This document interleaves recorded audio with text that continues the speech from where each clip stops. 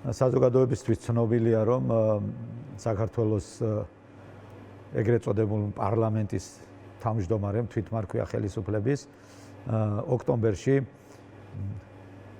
სტატუსი განათავსა თავის Facebook გვერდზე და დაწერა, რომ ზვიად ცეცხლაძე არის ტერორისტი, სასამართლოს მიერ დადგენილი ტერორისტი და რომ ის ცივსისხლიანად გეგმავდა ქუჩის ომებს თბილისში. მე ეს სტატუსი დააფინანსა, ტიტრები ინგლისურად გადათარგმნა და საზოგადოებას ასე მიაწოდა. სხვათა შორის იქ მითითებულია, რომ დაფინანსებულია ქართული ოცნების მიერ, რაც ნიშანდობლივია ასევე. ჩვენ შესაბამისად გქონდა ამაზე რეაქცია.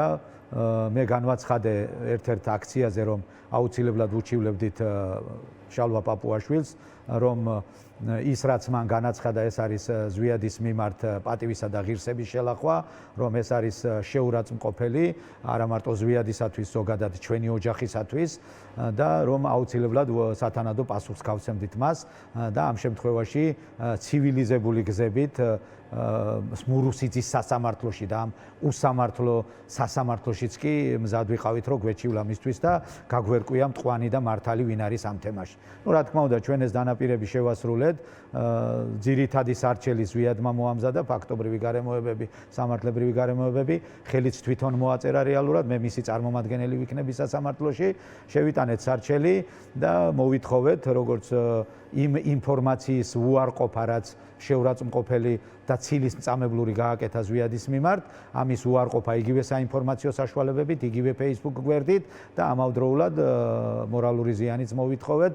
მორალური ზიანის ოდენობა შევთანხმდით, რომ იქნება 41 თეთრი 0.41 ლარი.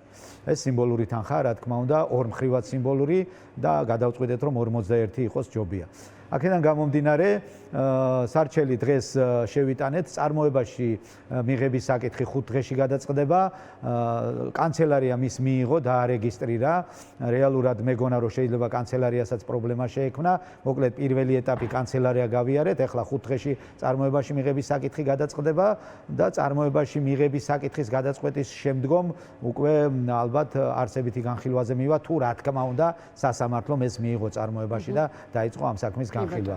მიზეზი ვთქვით და ამავდროულად ჩვენ მაშინაც გავაკეთეთ ჩვენი განცხადების მერე თვითონ პაპუაშვილმა განაცხადა, რომ ეს მისი განცხადება, რომ ზვიადი არის ტერორისტი, ეს არის მისი პოლიტიკური განცხადება, ეს არის პოლიტიკური ტერმინი და რომ სამართლებრივ შეფასებაში არ შესულა, მაგრამ ჩვენ ვნახეთ რამოდენიმე დღის წინ მან ასევე ტერორისტული ბრალდებით ალიკო ელისაშვილის მიმართ გააკეთა ესეთი განცხადება, რომ მისმა პარტიამო გააკეთოს განცხადება ალიკო ელისაშვილის ქმედებასთან დაკავშირებითო და პარტიის განცხადების შემდგომ ასეთი განცხადება გაავრცელა თვითონ, რომ ტერორიზმიო ესო საერთაშორისო ისეთი დონის დანაშაულიაო, რომ ისო პოლიტიკურ ინტერპრეტაციასო არ ექვემდებარებაო. ზვიადის შემთხვევაში რატომღაც ექვემდებარება, როცა ტერორისტი უწოდა, თან სასამართლოს მიერ დადგენილი ტერორისტი ეწოდა, ინტერპრეტაციას ექვემდებარება და ასეთ შემთხვევაში არ ექვემდებარება. ანუ მოკლედ